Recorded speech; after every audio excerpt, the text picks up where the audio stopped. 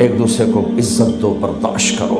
میرے نبی نے فرمایا بہترین مسلمان وہ ہے جو بیوی سے اچھا سلوک کرتا ہو، اور بیوی سے فرمایا میری شریعت میں سجدہ ہوتا تو بیوی سے کہتا خامند کو سجدہ کر۔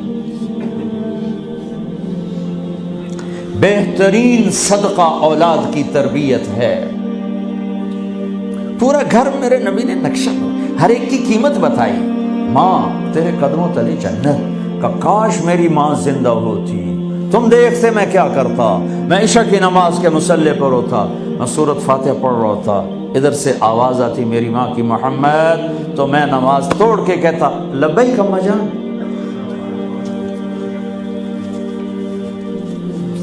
باپ کا تیرے جنت کا دروازہ ہے، باپ تیری جنت کا دروازہ ہے، کھولنا توڑنا نہیں، کھولنا توڑنا نہیں، توڑ دیا تو جنت میں نہ جا سکو گے۔ سب سے بہترین مسلمان جو بیوی سے اچھا سلوک کرے، سب سے بہترین عورت جو اپنے خامند کی منشا کو دیکھے۔ پھر آپ نے ایک عجب بات فرمائی جو معاشرے میں بہت بوجھ بنتا ہے جس کا، ہاں بھائی تمہیں ایسا صدقہ بتاؤں جس سے بڑھ کے کوئی صدقہ نہیں، تمہیں ایسا صدقہ بتاؤں جس سے بڑھ کے کوئی صدقہ نہیں۔ انہوں نے کہا جی کیا؟ کہا الابنۃ المردودہ، جس کی بیٹی کو طلاق ہو گئی یا بیوہ ہو گئی اور گھر واپس آ گئی ماں باپ کے، یا ماں باپ نہیں ہے تو بھائی ہیں، وہ ایک بوجھ بنتی ہے ماں باپ پر بھی، اور بھائی تو ویسے ہی باغی ہو جاتے ہیں۔ میرے نبی نے فرمایا اس بچی پہ خرچ کرنا کائنات کا سب سے افضل صدقہ ہے۔ گھر، ایک گھر کیسے چلتا ہے؟ ہمارے ہاں پنجاب سندھ بلوچستان سرحد میں بہنوں کو وراثت میں کوئی حصہ نہیں ملتا، سب بھائی کھا جاتے ہیں۔ میرے نبی نے فرمایا جس کو اللہ نے 2 بہنیں دیں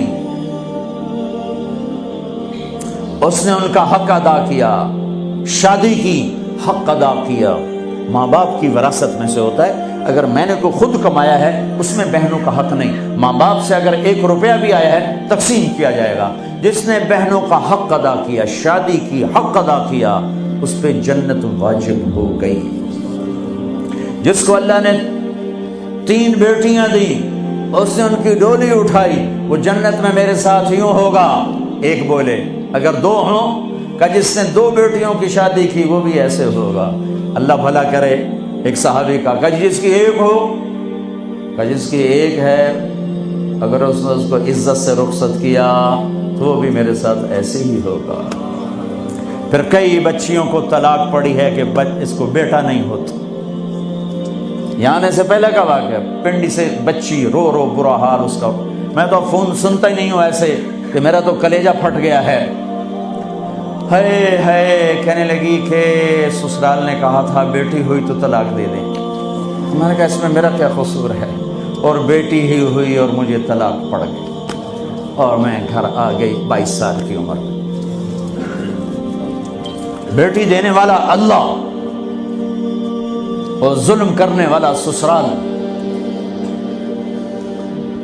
میرے نبی کو اللہ نے بیٹے دے کے اٹھا لیے، قاسم اٹھا لیے، عبداللہ اٹھا لیے، ابراہیم اٹھا لیے، 4 بیٹیاں دی، 3 زندگی میں اٹھانی، زینب، ام کلثوم، رقیہ، تینوں آنکھوں کے سامنے چلی گئیں۔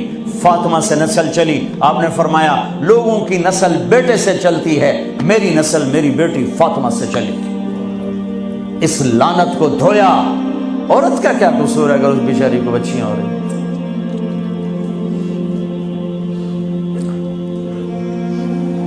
جس نے اپنی بہنوں کو حق ادا کیا، جس نے بیٹیوں کو ڈولے میں بٹھایا، ان کا حق ادا کیا، کہ جنت میں یوں ہو جائے گا۔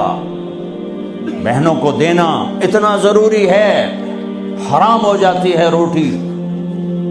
میں نے مولانا جمشید صاحب میرے استاد ہیں، میں نے ان سے تفسیر پڑھی۔ میں ایک دن شہد کی بوتل لے کر گیا، پرانی بات ہے 76-77۔ میں نے کہا حضرت یہ ہدیہ ہے۔ فرمایا کہاں سے لائے ہو؟